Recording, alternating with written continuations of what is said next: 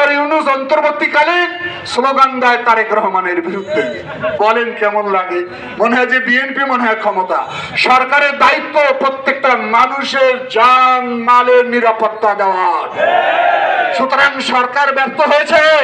সুতরাং সেদিন আমাদের ভালো লাগতো ডক্টর ইউনূসের ব্যাপারে যদি আপনারা কথা বলতেন, কেন নিরাপত্তা দিতে পারছে না, কেন আইন শৃঙ্খলার উন্নতি করছে না, সেটা না বলে অন্যদিকে আঙ্গুল দেখান কেন?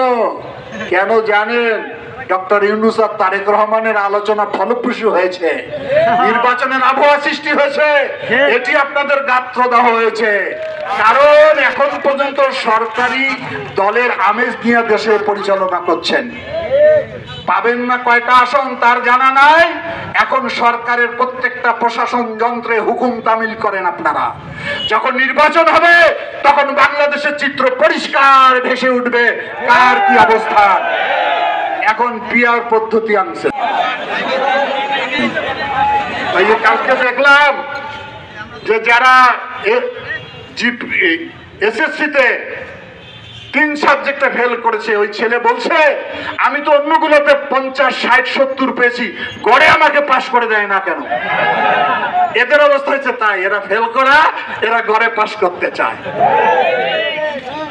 আমি ভবিষ্যতে আরো কথা বলবো, আজকে বেশি বলতে চাই না।